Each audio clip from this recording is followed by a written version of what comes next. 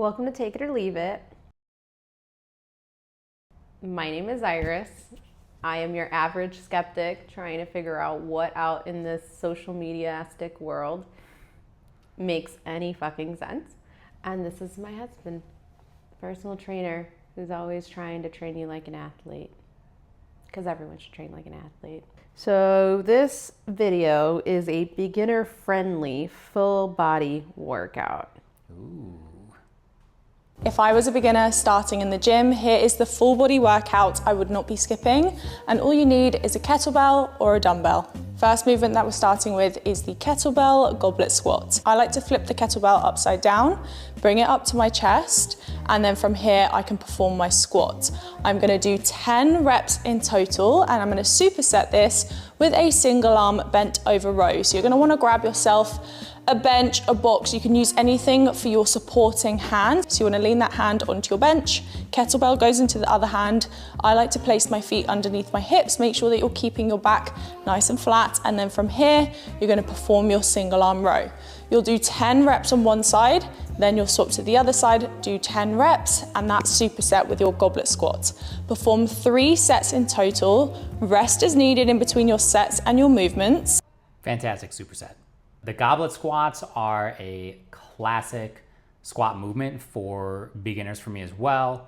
It's easy to load because you just have to hold that kettlebell or dumbbell at your chest, but it also challenges your core a little differently than most squat patterns because that weight is in front of you. So it's going to teach you to use your core as you're squatting, which is going to prepare you for other more difficult variations of the squat. I think the 3-point row is amazing as well. That's arguably my favorite rowing pull exercise ever. It's great to superset lower body and upper body so you're not super fatigued going back and forth. Good for her.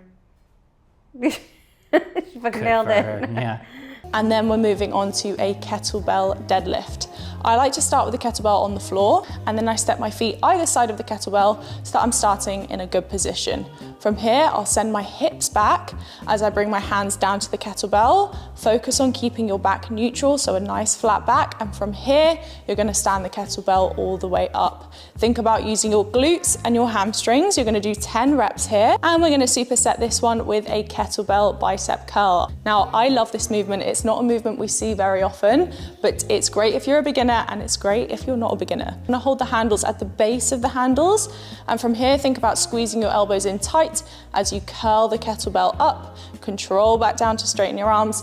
10 reps there, superset with your kettlebell deadlift, 3 sets in total like before, rest is needed in between your sets and your movements. Another great superset.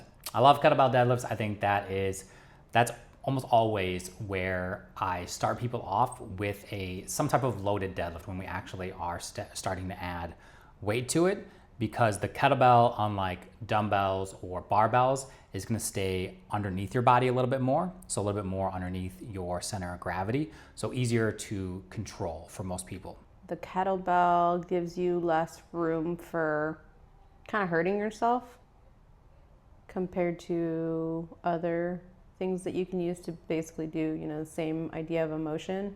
But I think it allows just a little less pressure on like your back and your shoulders if you do it properly. I think it comes down to that kettlebell you can keep underneath your center of gravity, closer to your body, more than dumbbells and barbells that typically are going to be a little bit further out in front of your center of gravity. So that just changes where you feel that tension in your back. And it's not a bad thing, but yeah, it does feel better and safer for most people, which is why I start there. And then last 2 movements that we're finishing off with is a wall sit. So grab yourself a wall that you can lean your back against. You want your knees at a 90-degree angle. You should feel this burning in the legs. We're going for 30 to 60 seconds here, and then we're going to superset that with a kettlebell offset press up. Again, another movement I don't see very often, but it is a beginner-friendly movement as long as you have some experience with press ups. In fact, it probably is a bit easier than press ups because you're only going to bring your chest down as low as your hand is on the kettlebell. 5 on one side, 5 on the other. If those are too difficult, please go for an incline press up, a regular press up, or an incline press up on your knees would be the easiest version. Like before, supersetting those 2 movements, 3 sets in total, rest is needed in between your sets and your movements, and there you have it. There is your full body beginner workout with only a kettlebell, or you can swap all of those movements for a dumbbell. 3 for 3.